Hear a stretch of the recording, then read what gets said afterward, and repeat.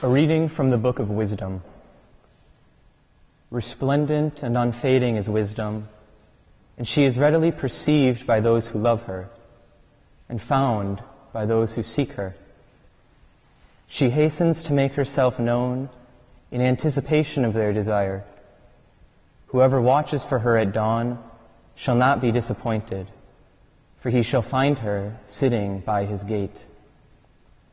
For taking thought of wisdom is the perfection of prudence, and whoever for her sake keeps vigil shall quickly be free from care, because she makes her own rounds, seeking those worthy of her, and graciously appears to them in the ways, and meets them with all solicitude. The word of the Lord.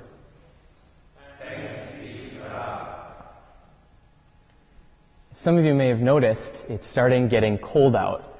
I'm from Wisconsin. I love the cold, but it's also kind of a bummer for me because I like to run outside.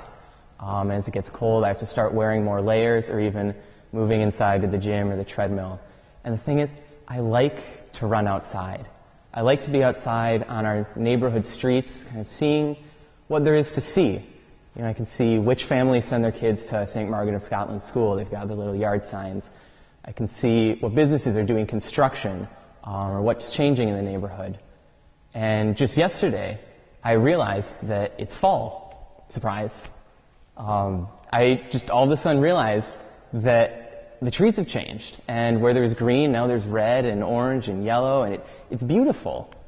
But I didn't even realize it. I mean, I'm sure it was there before, but it wasn't until yesterday morning when I was on my run that I really noticed that fall is here. The leaves have changed.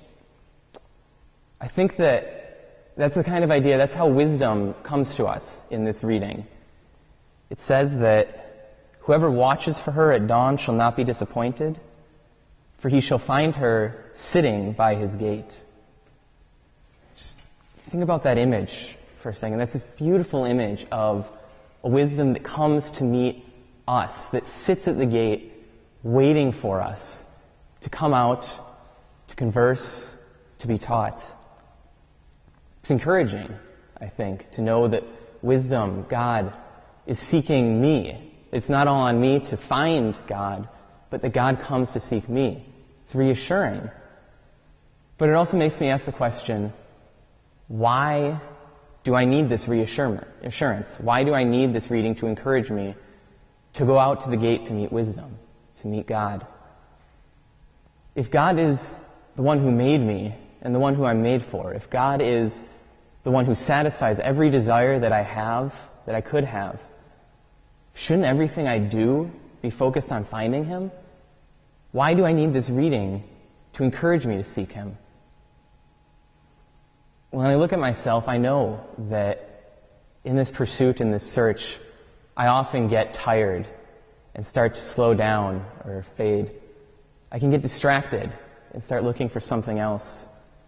Even when maybe I keep up all the practices of the pursuit, all the disciplines, I can forget why I'm doing it and start to do these practices just for their own sake rather than seeking God in them. Something that Jesus criticized the Pharisees for a good amount in the Gospels. Remember, He tells them the Sabbath was made for man, not man for the Sabbath.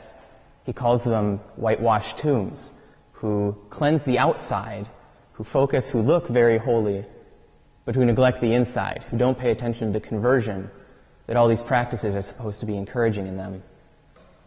It was a temptation for the Pharisees. I think it's also a temptation for us in our lives, especially as religious, as Dominicans. We have any number of practices that we are obligated to, that we do day in, day out. We have our community prayer. We have our life together with meals, chores. We have the vows. All of these ask something of us. And I think so often it's easy to just do them as something that needs to be done. I've got prayer at 5, it's on my calendar. Great, I'll be there. Will I pay attention to God? Maybe. We'll see. But I'll be there. To go back to that image of God sitting at the gate waiting for us, so often we can just walk right past Him, not even pay attention to who's sitting there. One practice in particular that I think can often become this way is our personal prayer. I mean, we know that our constitutions call us to 30 minutes of quiet contemplation every day. And while that can become just another one of these things that we do to get it out of the way, I'm going to go to the chapel, I'm going to sit, I'm going to be quiet, 30 minutes, check, done. I think this is also the practice that can help us to orient all the others. When I go for this prayer, it forces me to stop, to look around. I've stepped out of the gate, now I'm just going to stop and wait. And who do I see there but God himself with this big smile on his face because he's so happy to see me. When I'm practicing that personal prayer, when I'm taking time every day just to sit with the Lord, it puts everything else in order.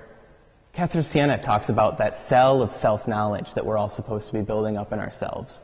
That as we grow in knowledge of God, we have this place in our heart so that no matter what we're doing outside, we always have that connection to God that we carry with us. We can always reconnect with him. So our prayer really helps us to see God in the community prayer, in our chores in the house, in our time together as brothers. It puts everything in order. So in our quiet prayer, we walk out, we step to the gate. We don't walk past God, but we pause to be with him, to listen, to learn from him. We pause and learn not because we know what he's going to say. We pause and listen to him because we won't hear him if we never stop and listen.